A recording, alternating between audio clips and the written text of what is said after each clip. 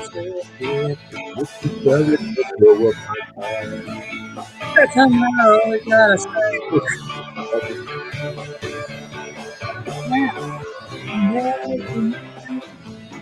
Yeah.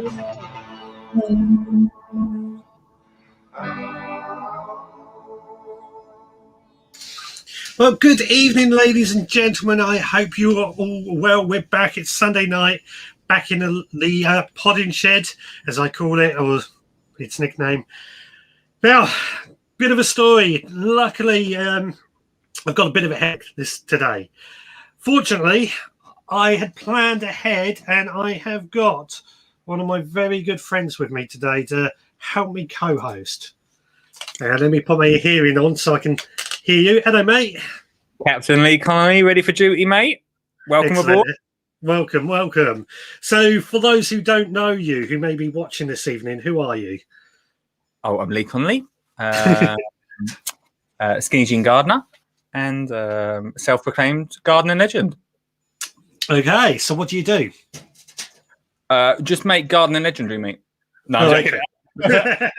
I'm a kids gardener, mate. So I do lots of children's gardening, working on getting schools into gardening, and basically bring some entertainment, very much like your good self, to the gardening world through the world of streaming and podcast. Of course. So basically, you're doing exactly what I do, but on a much bigger scale. And I wear glasses, yeah. So the new thing. So there you go. Yeah. Can you do that? No. So, no. But I can do this. You got me. Right. Well, let's have a quick look in the comments because I can see there's lots of comments coming on. First of all, Mike Stevens, good evening to you. Oh my gosh, loads of comments tonight already. Ed Loud, Eve Goodnins, as always. Stuart Jackson, hello to you. He's asking if we're both well. Very well. Margaret Southall, good evening from Nottingham. How is it in sunny Nottingham today? Robert Brayersfield has joined us. Amanda Joy, I can't pronounce that surname, so I'll just say Joy. Good evening to you. James Orton, hello to you. Ballycillian Allotment Man, hello to you. Ed Loud is saying, yay, it's Skinny Jean. Somebody's happy to see you at least. Yeah, well, a year ago. We'll get into that later, Ed. You'll get to that later. Kevin's Rambles, he's joined us. Evening, Richard and Lee. So, actually, Kevin, we've got a video coming up from you a little bit late, coming up a bit later on. So, rather pleased to see it.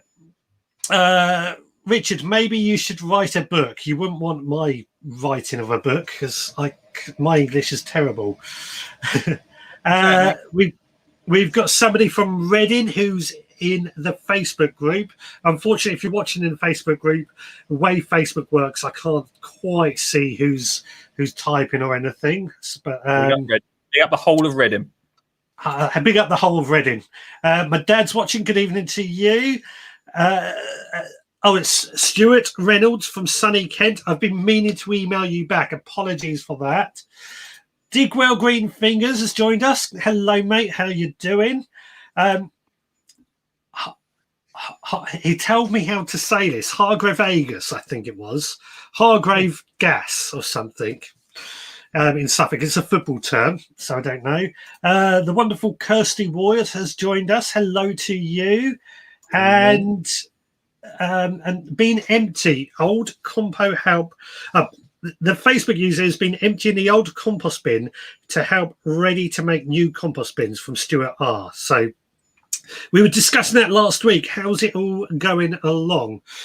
So quite busy in the chat already. Now, if anybody does want to call in, we have a phone number with a number going across the bottom of the screen, or we can hopefully have done this right, and I haven't. I'll quickly add an invite screen. So while I do that, Lee, what have you been up to in your garden this weekend? Good question, my friend. Good question. Nothing. I've been doing nothing in my garden. It's not really the answer you really wanted, was it? No. I mean, I'm sort of planning stuff at the moment. I've been should I be honest with you? I've been really lazy. Really, Right. I mean, the biggest thing I've been trying to do is get out Yeah. of the garden and go walking because I'm starting to lose my little mind inside the household walls. And even Yeah. even the garden can't save me yet, mate. And also, Yeah. we've not recovered from the snow we had. I feel like the walk down to the shed is as muddy as anything, mate. So I know I did mention. I think I probably mentioned that to you months ago about that. I ripped up my path Yeah. and down to the end of the garden where I'm growing my veg and bits, and never put a path back down. And yeah, now it means I've got a muddy path, so I need to work something out this year to make that work. Yeah. I've been doing this. Yeah, my garden's just like the Somme at the moment. It's so muddy. Doesn't help. I've been digging up bits. I've cut down all the ivy and I've been digging up the roots this weekend to try and get that area cleared, which is now cleared, got the roots out the way, and I've built a new bed, which now means I can put my new composting system, the sub pod, into this bed and get moving on with that. I've been meaning to really crack on and do this for weeks, and it's been a nightmare to say the least. The garden is just a complete and utter tip at the moment, to be honest. Yeah, but I feel a bit guilty coming on in and saying, "Oh, I've not actually been up to much." But at the same time, have I just got my garden to absolute peak, mate? That it needs no more. I mean, that was my idea in the first place. Usually at this time, what are we in now? Coming up to March. Usually at this time of year, I'm rushing around with big projects, probably making a castle or something strange for Olive. And I've not done that this year, so maybe I've hit the peak. Yeah, you never know. I might just stay up there for a few years, mate. Let's have a quick look at the comments because there's lots coming in. Digwell gets trench foot working on his plot because it's so wet. That's a common thing, actually. Get better boots. Better boots, yeah, but even then, that's still not brilliant. Ian Beddoes just been talking to Dad in Malaga. He went to the beach for lunch and then knee deep on the road to get back. So we're not the only ones struggling with this mud. I saw a question. Where is it? Now, this is Stuart Reynolds in the Facebook group. He's asking when he should start planting tomato seeds. Oh, this is good. I guess lucky the split screen on this one makes a split answer. Yeah, well, so I started sowing some tomato seeds. I've got to prick them out because, as you can see, I sowed the whole packet to use them up, and there's lots and lots in there. When did I sow those? Only about a couple of weeks ago. Admittedly, for me, obviously they are under heat or under lights, and they've got bottom heat, so they're going to grow a lot better. And those ones are destined to go into my greenhouses. So they've got a little bit of they get a head start because they're going to get a head start in the greenhouse. Personally, if you're growing tomatoes outside, I would wait until mid-March onwards before you start really sowing tomato seeds. Lee, over to you. I'm an end of March, mid-March, end of March sort of person for that sort of thing, mainly because I start my seeds on the windowsill, so they need a little bit more sunlight and warmth to them. So yeah, I'm an end of March kind of guy. I think with everyone, around this time, everyone gets very excited about sowing. It also depends what you've got. Like, you've got grow lights, so it's pretty handy, really. Yeah. I mean, that's why I do start stuff off early, because I can get them under lights and really get them established a bit better. But not everybody has that luxury. I think Stuart, like you, he said all he has is a sunny windowsill. So yeah, I would say mid-March before you start. And we got another question. Mike Stevens, using the no-dig method, do you know how long the soil has to be covered with cardboard or weed membrane, please? I would actually sort of say I cover with cardboard and then I throw compost on top and then I start using it right away, personally. Just what's down there? Yeah. You're growing into the compost. Yeah, I saw that. You're growing into the compost, so I wouldn't worry too much about that. Just throw the cardboard down, throw compost on top, and get using it. Okay, catching up. There's lots of comments coming in. I'm not going to read them all out because that'll take up the whole show. But what we are thinking of doing this evening is discussing and start planning our Christmas dinner bed. Add a bit of background to this. Every year, I try and make sure that our Christmas dinner is from my homegrown produce. Now, usually that'll mean Christmas morning, going down the allotment and harvesting everything I need, be it potatoes, swede, carrots, etc., etc. However, the last couple of years, I've ran into problems. 2 years ago, my van broke down and I left the keys for the allotment in my van, so I had to jump the fence to get in. Now, that's not really a huge problem, but at the same time, it's not really good practice. Last year, and I can see Lee's grinning at me because he knows what's coming. Or, yeah, last year, 2020, I got my van stuck in the mud down there, and that was on Christmas Eve, the day before. And I had to abandon my van with this just stuck in the mud and gave up. So what I'm thinking now, I'm going to grow all my Christmas dinner veg at home. Right. And I've dedicated one bed to this. But what I'm thinking, if we all get together and work out what should be in this bed and when we should start growing these things, and then I've set up Veg Plotter with this bed that we can all design it, or on this one bed, design it together. So to facilitate this, let me clear this off from a while back. I've got a little blackboard. Yes. Got a blackboard. Not a pizza box. Not a pizza box. So, what's the first thing I think we should be growing or considering growing for Christmas dinner? For me, potatoes. I've got to pop. Hang on, bring that over here. Potatoes on the list. Yes, I haven't cleaned it very well. Yes. Sprouts. Sprouts. I've got terrible handwriting at the best of times, so trying to do it like this isn't easy. Sprouts. Swede. Swede, yes. Sorry, Beddo's just like turkey. No, we're not going to be doing that. Yeah, Digwell has said sprouts as well, so that's another good one. Well. Potato, carrots. Yes, carrots, definitely. Carrots. Parsnips. I do tend to get a bit carried away with our Christmas dinner. I mean, it's generally only me and the wife, so we don't eat a huge amount. Although in recent years, the mother-in-laws came over, but we won't talk about that. Yeah, everyone else is carrots, parsnips, pigs in blankets. Peas, yeah. Definitely. Yeah. Excellent. As you said, and Stuart, red cabbage. Red cabbage, yeah. What, really? Yeah, definitely. Missing out on the red cabbage for Christmas. You are. Sage and onions. That's another good one for the stuffing. I'm running out of room on this already. Heavy. Okay.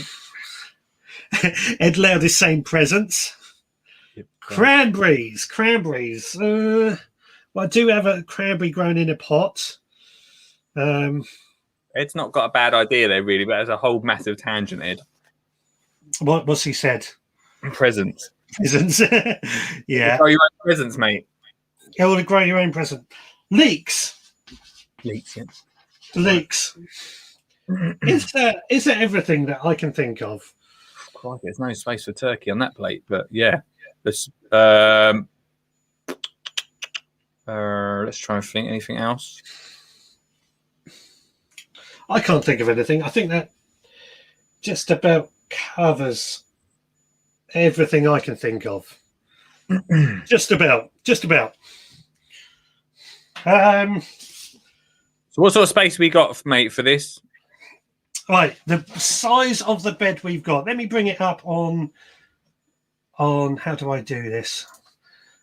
Right, here's the bed on Veg Plotter. It's 2.4 meters by 1.6 meters is the bed I'm dedicating to it. Now, Did we say cauliflower, by the way? Cauliflower. I didn't. No. I get it. Well, Digwell. I forgot about that. Cauliflower. So, are we going to fit this all into this bed, do you reckon? So I'm sorry, I've totally. How big did you say it was? 2.4 meters by 1.6 meters. Woo! Okay, we've got a lot to fit in there. Yeah, we do. We do, but what's Amanda saying? Not suggesting you have, and let's bring this up for everyone to see. Not suggesting you have an apple tree in your bed. I'm lucky enough to have one on my pot. Yeah. I think we're mainly focusing on the main Christmas dinner with the roast turkey and everything. So as much as I'd love, well, I do have apple trees and stuff, but we'll worry about all those other things later on. A whole nother show, Amanda. So we said potatoes. So we have a row of potatoes right at the very top. They're quite big plants, and they're going to want to be a main crop, probably something like King Edward's. And I generally pot them in around, all my potatoes go in March the 17th, around St. Patrick's Day. Can I ask you something? You can. 2 questions about potatoes. One, does this veg plotter thing tell you when to plant them? You can set it up, yes. Right. And 2, where do you stand on chitting your potatoes? Right, I was having this discussion the other day about chitting the potatoes. I can't remember who with now. And I actually have got loads of my potatoes down here chitting away. Let me bring one up and I'll show you. So there you go. Ooh. They are chitting away. The main reason I chit them is because I have the potatoes already, and they need to be protected. They're gonna sprout unless we can really cover them in something dark to stop them from sprouting. I can't do that at home, so I tend to chit. But I won't say I make a fuss over they've got to be chitted before they go in. It's just part of the natural progress, if that makes sense. Got you. Okay. Everyone else, mate. Yeah, well, the reality is I don't think it's necessary. Farmers don't chit their potatoes. They just bung them straight in the garden, in the ground. So I'm going to take them forever. Yeah, exactly. Oh, right. Ian Beddoes, is it main course? Are you growing salad stuff or a starter? It's got a good point, right? Yeah, I'm focusing more on the main course.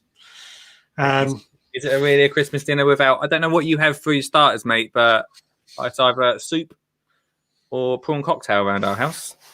Yeah, we tend to have bellinis with caviar. Bellinis with caviar. What is a bellini?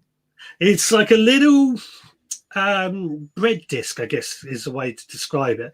I don't actually know what they're made from. Probably Ed Loud, he's a bit of an expert with these things, would be able to tell us what a bellini is. But it's like a little soft bread disc, and then you put cream cheese and caviar on top. It's quite nice. Wow. It's posh down south. No, it's just the wife likes it. I told you the mother-in-law comes round. Right, yeah, we've got to show off. Right, more starters this time around then. Yeah.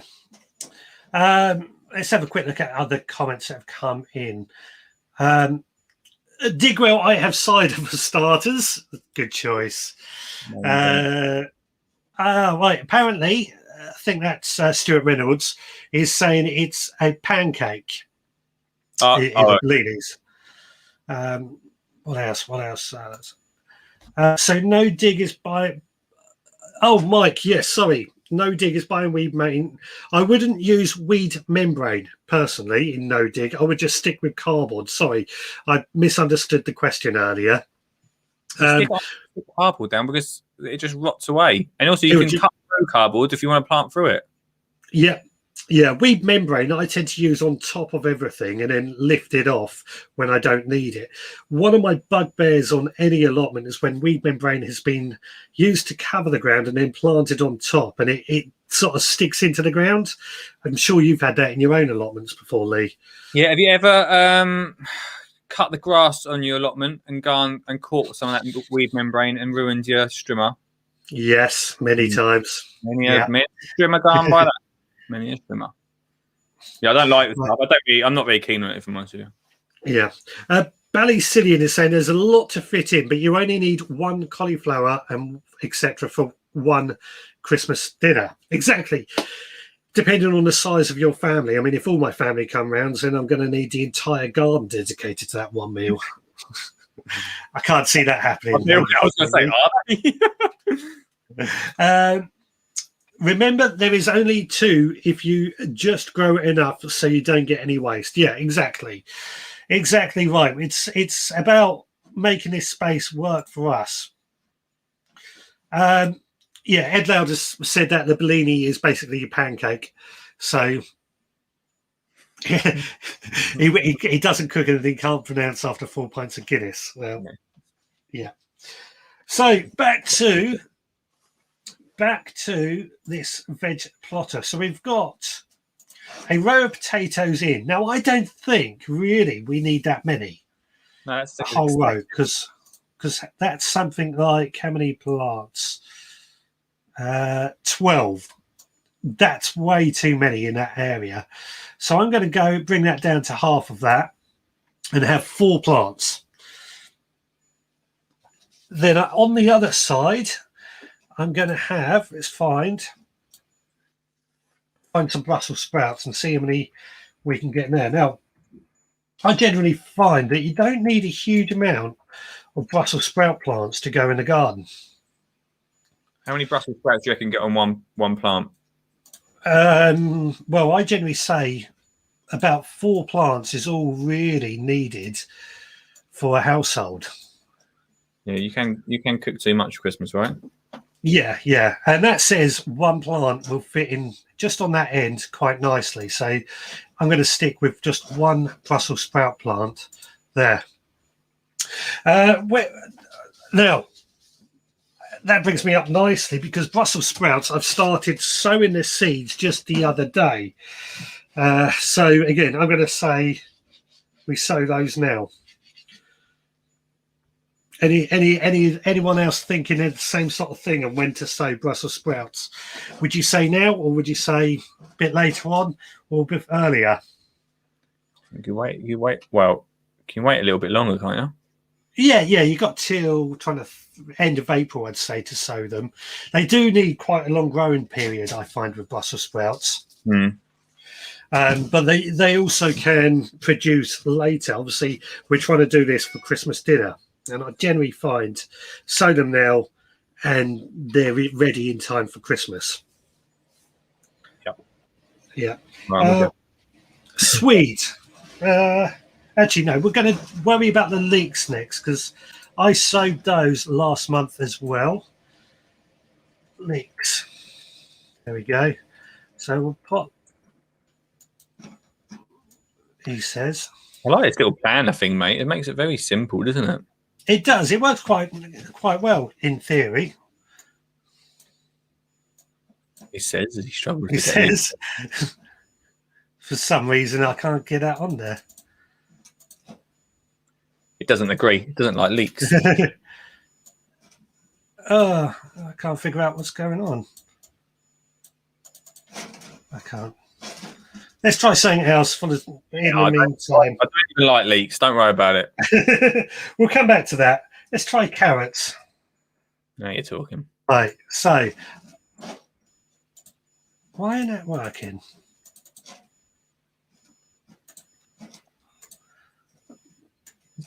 Am I beeping or? No, I can't hear any beeping. Right. That for some reason. I can't get that. There we go. Right, I want carrots right down this far end. Now that says that whole row is 40 carrots in the whole row. That's a lot of carrots for 2-3 people. Well, I've just seen my dad wants an invite for Christmas, so it could be bumping that up to 5. If you don't get invited now, wouldn't it? 40 carrots for 5 people is probably about right, actually, with a few left over. And bearing in mind, they probably all won't germinate. So I'm going to leave that as is. I'm sorry, how many? 40 carrots. For Christmas dinner? Yeah, okay, that's probably for 40 people. Let's reduce that to half then. 20 carrots. How big are your plates? Well, this belly don't come from nowhere. Okay, we'll have that down to 16. That's probably about right. Bearing in mind, I like to try and make sure I can guarantee I've got this Christmas dinner. So some don't germinate, that there's going to be room for others, if that makes sense. Yeah, it makes sense. Bit of backup, mate. Bit of backup. Backup. That's the word I was looking for. Let's put some parsnips in as next to those. Yeah, your dad's made a good point, actually. Can you just can you just get a veg box delivery, please? Typical, right? Typical. He wants a delivery from you. Oh right. Oh okay. Well, I'll see what I can do. It's not crazy. If your boy grows his own food, you don't want to pay for it, do you? He just wants it delivered to his house. True. Typical.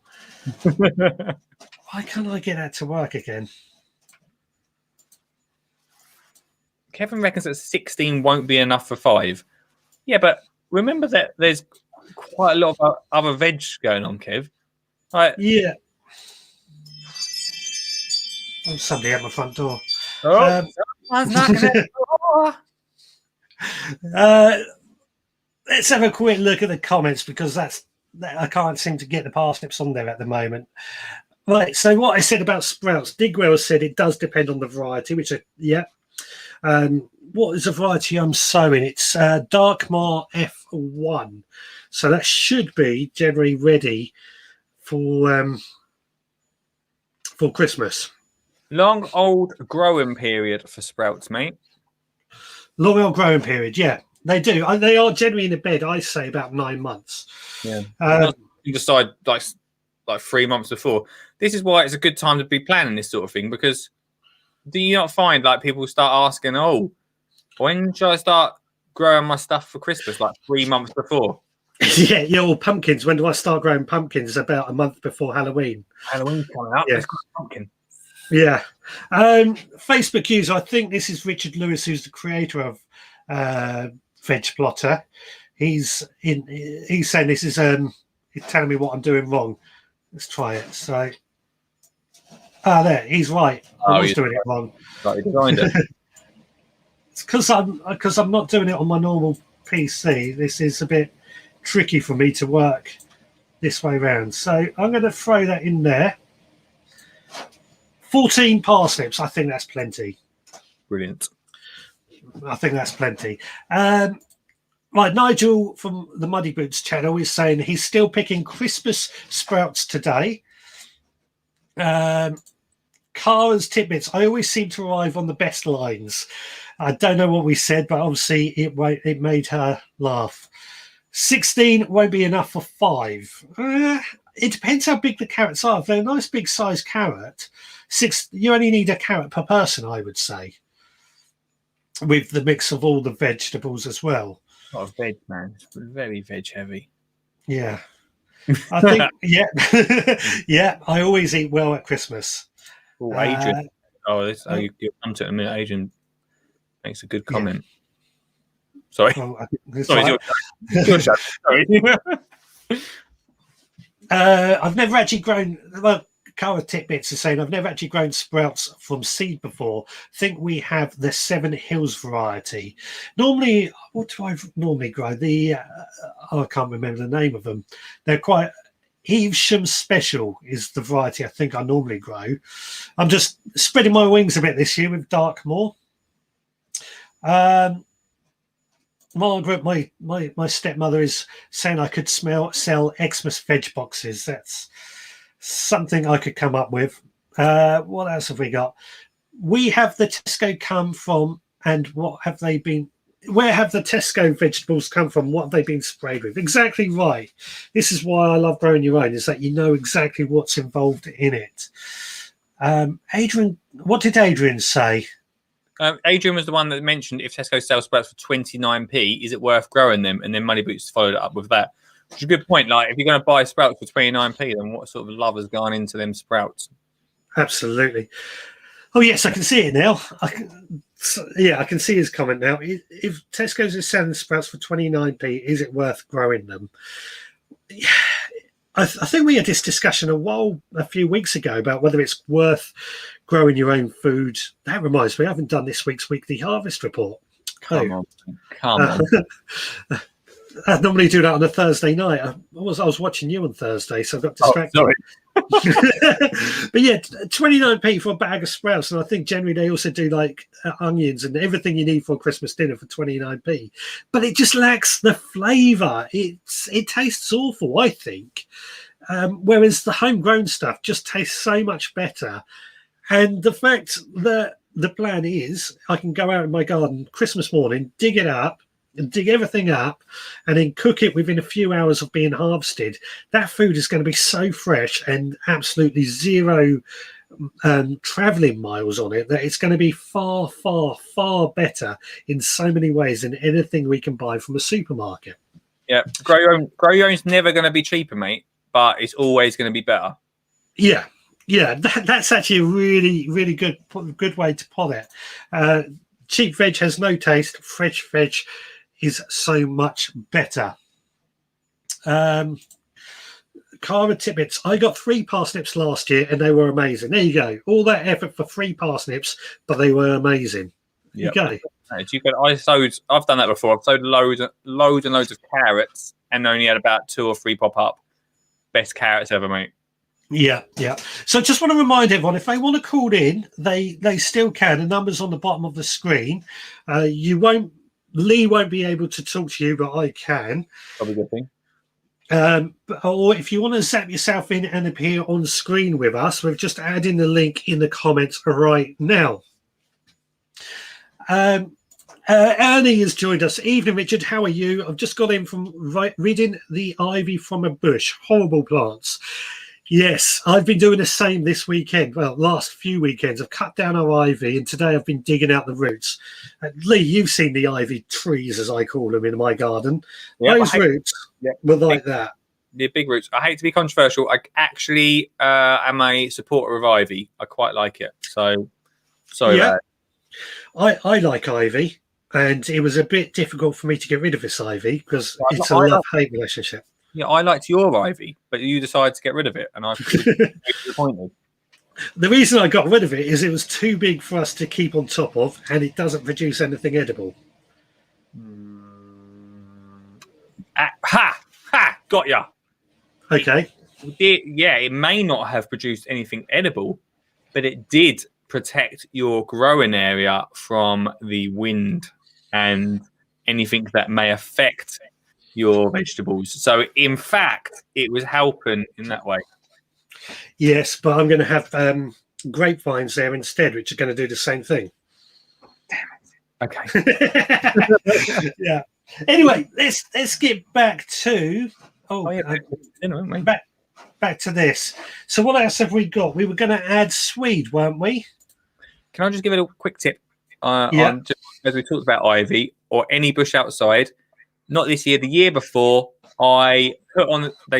I was given the job of decorating the table, so I went outside. Ignore that phone call. It's a very important point. Can I put you on hold, Lee? Because we have a caller. No. Hello, caller. What's your name and where you calling from? Hey, Richard. It's the Origo, Newton Ord's allotments. Hello. How are you doing? Dead on. Just on your thing there.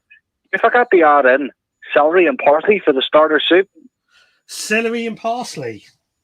Good. Yeah, and an onion. Yeah, we've got onion. So we'll add celery and parsley. That's a very good point. In fact, parsley and sage are obviously quite big herbs that we do use around Christmas time. So definitely worth adding those to this bed. And I know where I'm going for Christmas dinner this year. Funny enough, I think a lot of people were saying that, and if we could have everyone, we would.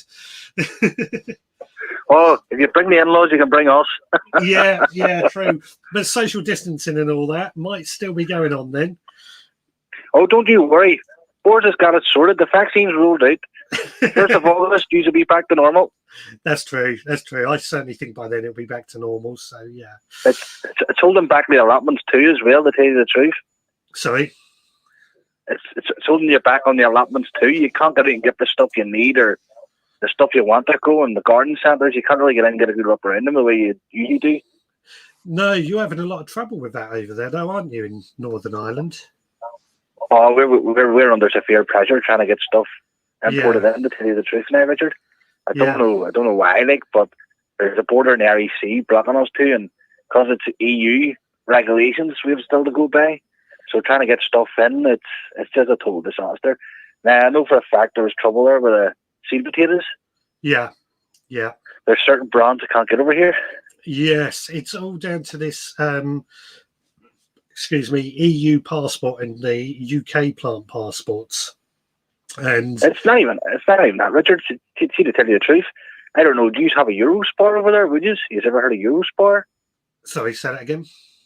Have you ever heard of a shop called Eurospar?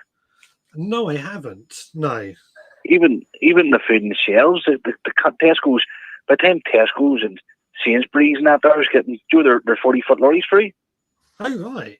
The food's down, so they're having to get the smaller stores to get the likes of the fruit and vegetables and that there to put on their shelves. Wow, crikey! What's that? Well, it's just one of them things, like, you know. Yeah. But we're going to have a subject to your Christmas dinner anyway. Yes. Are you doing a raffle here to see who the lucky contestant is, or what's happening? Sorry, you broke up there. Are you doing a raffle to see who the lucky contestant is to join you, or what's happening? We'll see what happens nearer the time. I might do a raffle, and if anyone would like to join us, I'll have to run it with my wife. I was just thinking as well, there, Richard. Yeah. Did you ever get the lock on the door? I haven't. No, I've bought one and I've put it somewhere safe, and I don't know where it is now. I'm sure if you want one of us to sponsor you, we will. Like, you know, don't be a scaredy asking. Yeah, no, luckily you can't really see the door tonight because Lee's on screen with me. All right, last week you were having a lot of trouble just to blow it open and shut. Yeah. That's sorry. Just to say to you about the parsley, Richard. Yeah, we've added that to the list as well. In fact, celery I've already sown and parsley I've already sown. So, yeah, we've added that to the list and we'll throw that in too. It's a very small bed you're trying to put all this in. Can't wait to see it growing. Well, that's why I want to see if we can do it. If we can't, we'll have to see what we have to change. That's no worries. Right. All right, Richard. All the best. I'll speak to you next week, Richard. Yeah. Over and out from the Origo. No problem. God bless. Care. Cheers.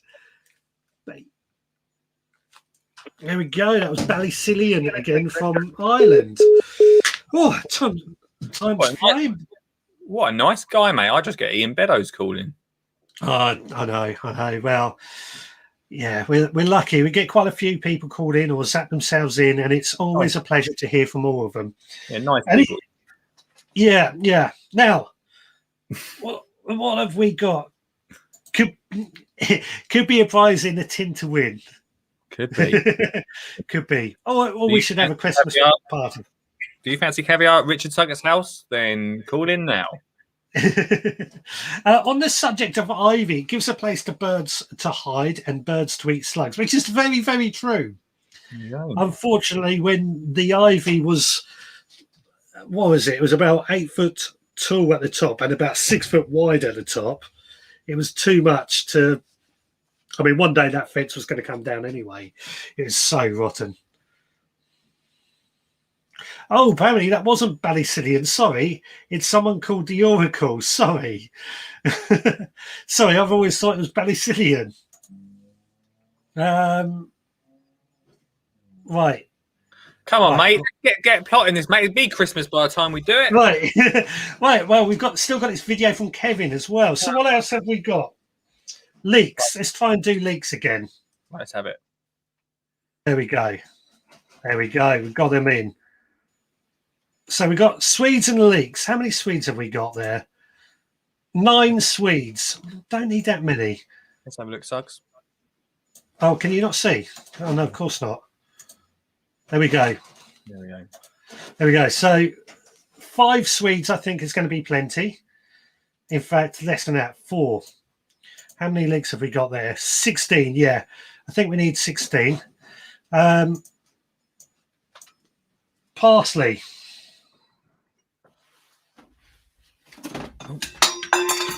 Oh, don't mind You me. all right? Yeah, You all right? Just crashing about here, mate. Don't mind me. Parsley, I'm going to slide in that little bit down there. This plotter thing, right? So, does it tell you the distance between each one that's needed? Because from here, it feels very tight. It does actually, yeah. Because if you look how I'm adjusting the sizes and everything, Yeah. what that's doing is it reduces the amount that you have. And if you look over the side where I've got the mouse now, it tells me I can fit 6 parsley plants, which is way too many, but it needs 30 centimeters between the rows and 15 centimeters between the size of plant, the space of plants. Very now, good. I do tend to squeeze everything I can into my bed, so I'm not exactly leaving gaps in between. But also, if you see when I click on it, it shows up like the green spacing. I don't know that. Oh, shut up, Alexa. That shows you how much space each plant needs as well, as my understanding. Got ya. Any luck, he's still watching and he can just back that up for me and let me know if I'm right on that. That's somebody else. Who else? Somebody else. The creator of Veg Plotter. Get my words out. Celery. That was one more that was suggested. There we go. Celery. I'm going to fit.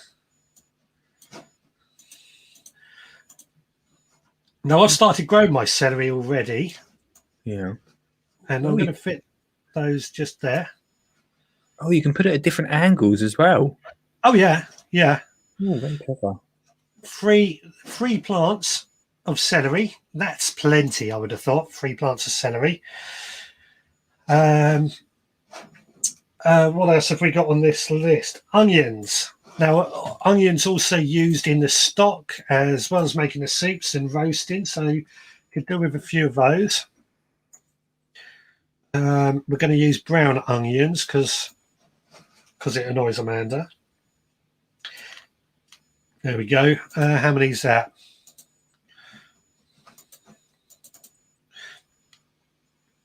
$16 onions. Don't need that many either. We'll reduce that down. 7. That should be plenty. I'll do it. Let's have a quick look at what's going in the comments. So we got Nigel. Are you going to plant them in families, brassicas, alums, parsnips? What about the different soil conditions, pH requirements? Yeah, at the moment, I'm trying to at the moment the Brussels sprouts are in one area which only need a bit of lime, etc. I'm trying to squeeze everything into one bed to see if it's possible. Luckily my soil is a bit on the alkaline side, so I haven't got to worry too much about adjusting the pH, but a bit of lime for the Brussels sprouts and the cabbages, which I'll try and get in the same place, shouldn't be too bad. For anyone who wants to do this at home, Suggs, yeah, would they, if they've just grown it in their back garden, just in compost, like maybe they've got a raised bed, maybe they've not, whatever, do they need to care about that? Is that important? Can they grow it without it, or do they really need to look into it? It'll do better. It'll do better with the soil requirement and the pH requirements. So brassicas, so the Brussels sprouts, the cabbages, and the Swede technically, but Swede can get away with it a bit more on. They're going to need a bit of lime added to that soil where they're to grow, and they do grow a lot better, I've discovered. Obviously, they also need a firmer soil, so they'll need firming in, whereas carrots, I find, tend to need a softer soil. Parsnips also, carrots and parsnips can go together. Peas is something I haven't really thought about yet, but we'll worry about that in a minute. Also, something I was also thinking about is plants that get big might shade out anything that's behind them as well. Again, it's a try of, I find quite often in this sort of thing, it's a case of trying to make it fit to the best to your garden as opposed to making the plants fit or everything around it. Does that make sense? Yeah, do what you can with the space you've got. Yeah, I Yeah. hear. But it is a fit. I hear you. Like, you don't want things shading. Maybe that's worth thinking about. Maybe tier it. So if you've got a bed like this, maybe the tall stuff at the back, grow down. Yeah. What was it? Yeah, and parsnips and carrots require low nutrition in the soil as well, which is why I've put them towards the front as well. And swede also, I find, doesn't need a huge amount of nutrition. So, yeah, I'm keeping those towards the front. But I do find I grew my best carrots actually in multi-purpose compost. I found fresh multi-purpose compost. Yeah, I mean, we talked about that once, didn't we? About fresh compost, which I never really thought about before. But yeah, soil's important, mate. Soil's important. Yeah. Should we throw in Kevin's video because he's been he's very kindly sent me this video. Yeah. Yeah. Should we do that quickly and then we'll come back and finish this off? Let's see what he's been up to. Yeah. Right. So I'm going to put him there, and right. This is, as you know, we've been following Kevin's. Where is it? There. Kevin Hall has been sending us video of his new allotment, and he sent me a recent video.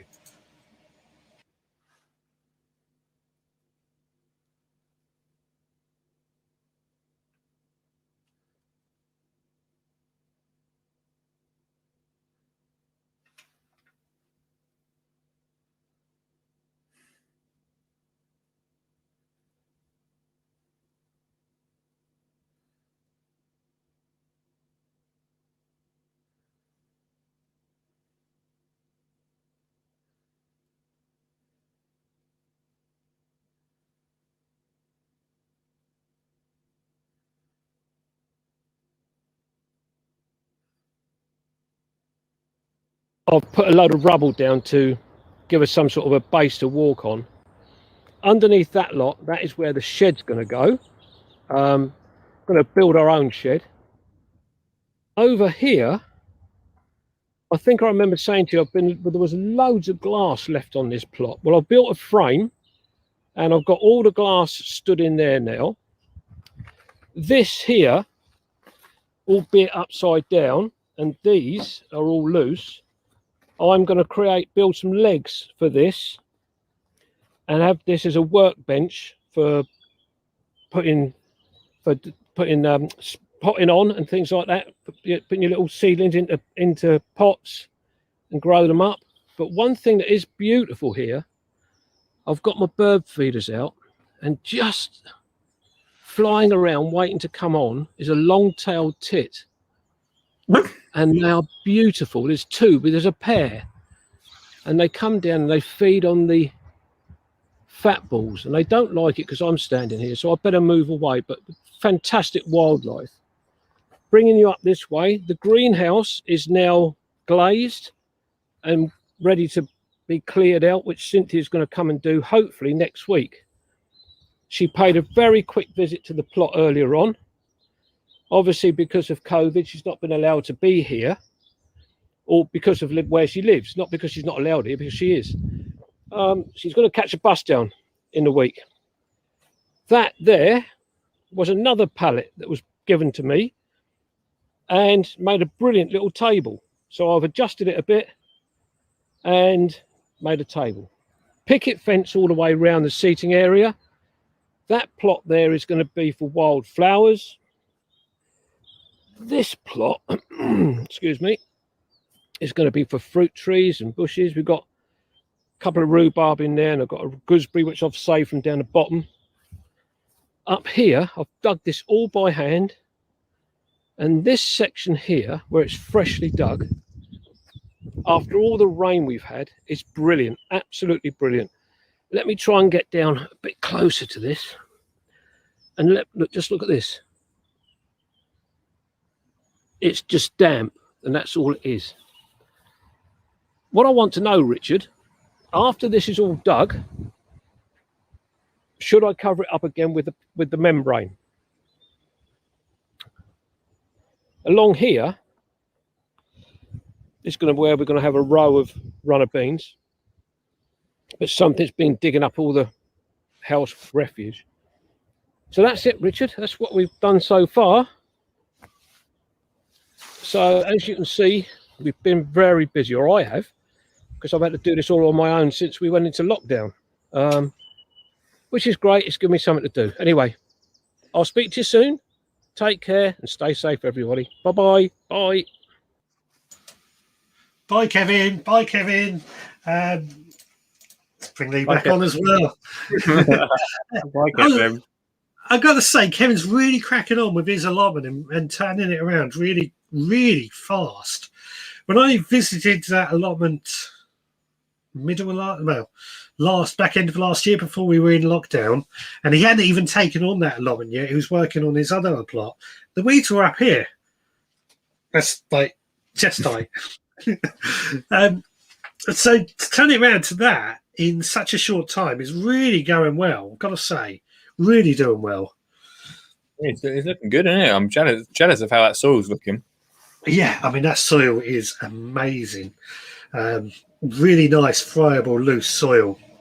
Now, he did during that ask about the weed membrane and whether he should cover back over where he's already dug over. Now, my thought is that I would cover it back over. One, because it's going to stop any more weeds germinating and growing in that soil, but also it's going to help warm that soil up because it's black membrane he can lay down, warm that soil up and get the plants off to a better start. That's my thoughts anyway. I'm with you, man. I think it's a good point. Anything to keep them weeds away. Yeah, anything to keep them weeds away. Definitely, definitely. I did have a bit of trouble with the sound at the beginning, so apologies to everyone for that. I'll post Kevin's video in the Facebook group and the Facebook, and if anybody does want to see it at a later date, if that's all right with Kevin, of course. Quickly, let's have a quick look at some comments. Digwell Green Fingers, never leave nails pointing upwards. Good advice. We've all stood on a nail at some point in our life, I'm sure. Good advice in life, yeah. Yeah.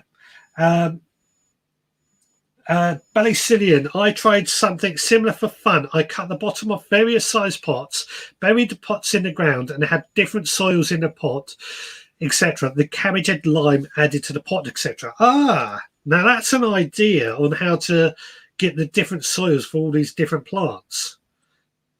In fact, that's a good idea. In fact, it's something I do a lot at home because I found that's a way of stopping the chickens from digging up all my plants.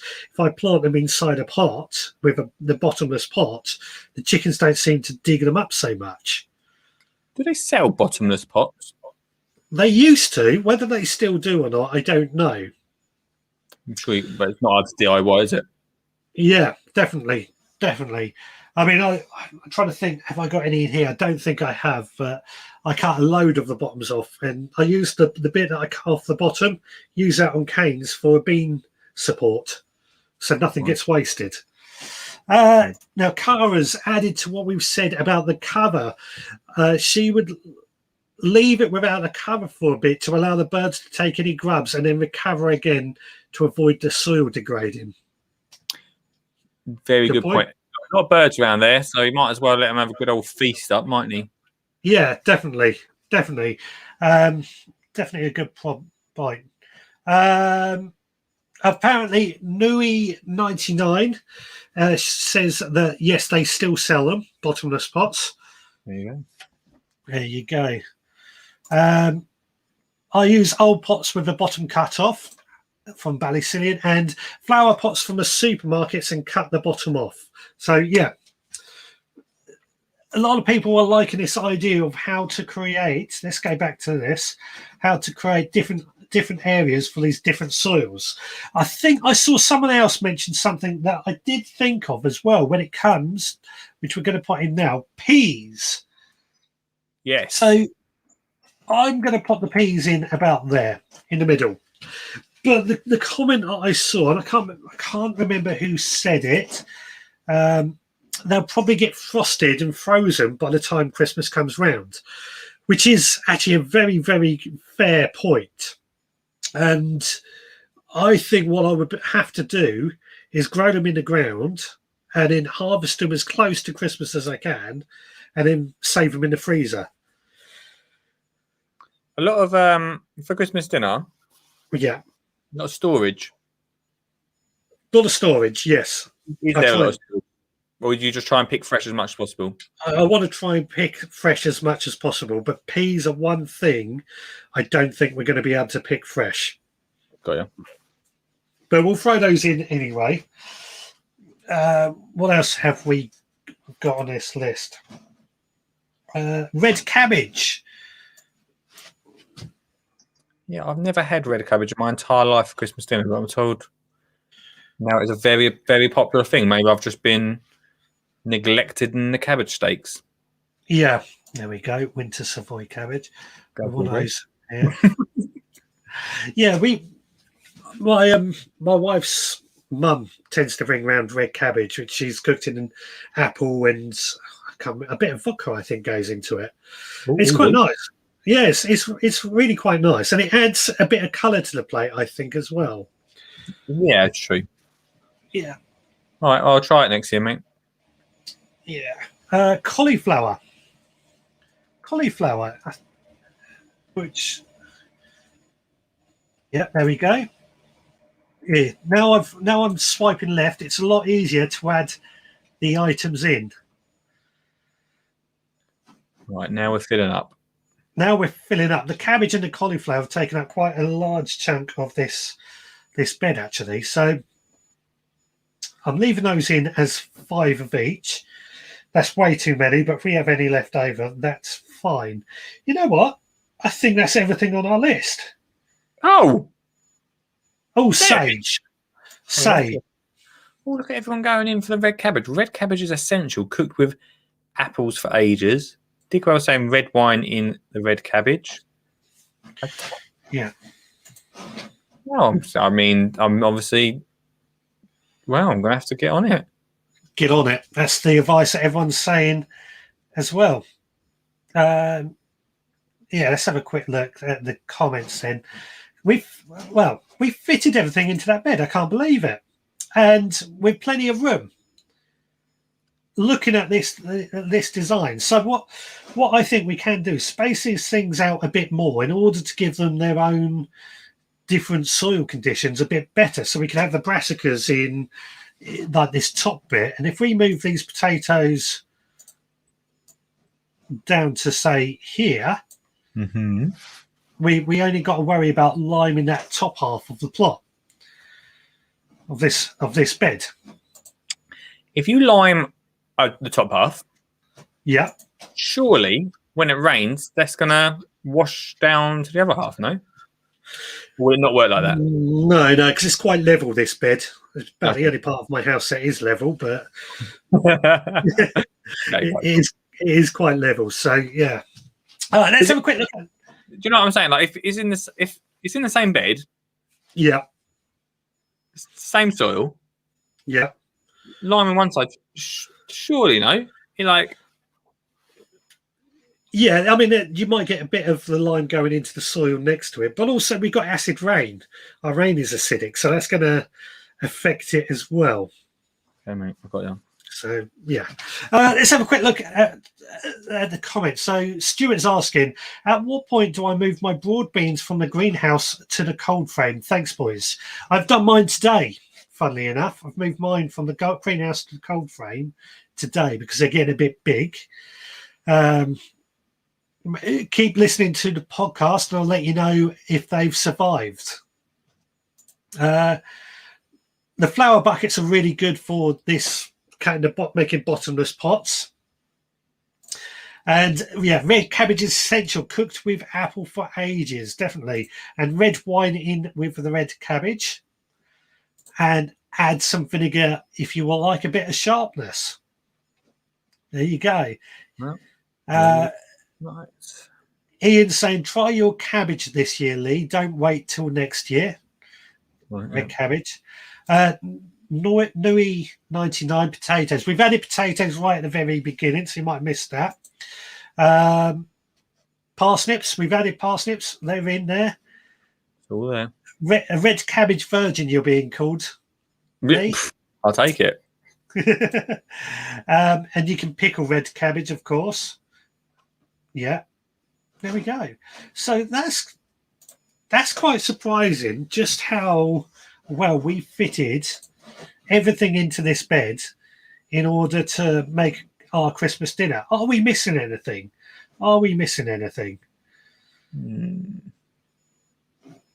I don't think we are. Yes, yeah. What is that? 2.4 by 1? 2.4 by 1.6. It's not a bad sized bed, really, is it? No. And there's still plenty of room for more. You could literally double everything. Yeah. Make sure we have plenty of each. Well, So also, like, if we talk about shade and stuff like that, at least if you space it out a little bit more, then you're not going to have to worry about that. Yeah. I mean, this is actually facing east to west, so the sun should sort of move its way round anyway. Yeah. Crackers and party hats. There we go. Well, there we go. So let's bring this back up to the two of us. Digwell is asking, that's a good question, why grow celery? And I think the idea with the celery is if we're growing or going to make a Christmas soup or to use in stock as well for making the gravy and things, it's for use in that. So that's a good one to throw in. Mashed swede, we got swede on that list. So yeah, potentially I could end up feeding everyone in the chat on Christmas Day with this. Sounds like an invite to me. Yeah. Hey, cheers, mate. I put my onion sets in during this week. This is from Dave Ford. Hello. With a bit of protection on top to stop the birds pulling them up. So I've got to get my onion sets in for the Christmas dinner pretty soon then. Cabbage peer pressure. There we go. Well, we've done it and we've come to the end of the show, believe it or not. It's gone quick, isn't it? Oh, that was a quick one, mate. Yeah, it's gone very quick. Nice one, my friend. Yeah, well, I'm looking forward to Christmas. Next time, I should have worn a Christmas hat. Where's I have somewhere still hanging about. But it makes me feel very festive, mate. Yeah. Well, we've only got, 9 months, 10 months to prepare for Christmas. So this is what I wanted to get out of this, because I'm starting to think we need to start getting this going. And it's onions need to go in, potatoes need to go in March. Brussels sprouts are sown, so they're going to need to go in soon. And what else did we say? Leeks are ready to go. Basically, we've got to start getting this stuff growing, ready for Christmas. Yeah, there we go. There's no doing so. I mean, I've got a slightly smaller space than that, but we can do it. Yeah. Right. Well, I'd like to thank everyone for joining us this evening. It's been a bit of a laugh. Lee, I'm going to put you into the green room. So wait there. Bye. Thank you for joining us, Lee. It's been a pleasure. Yep, you too, mate. Thanks for having me, dude.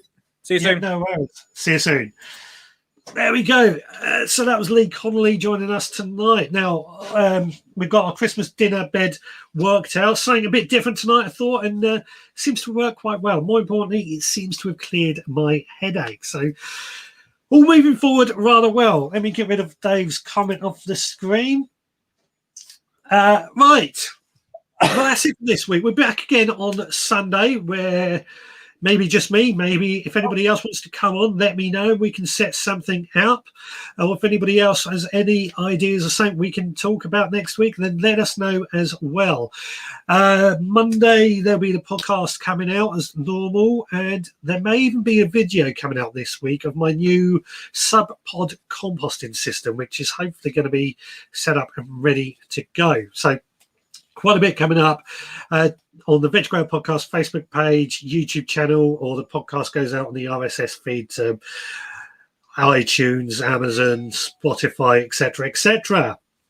Well, thanks so much, everyone, for joining me. As always, it's been a pleasure. Thank you for your comments. Thank you for calling in. Thank you for all that. Again, thank you to Lee for joining us.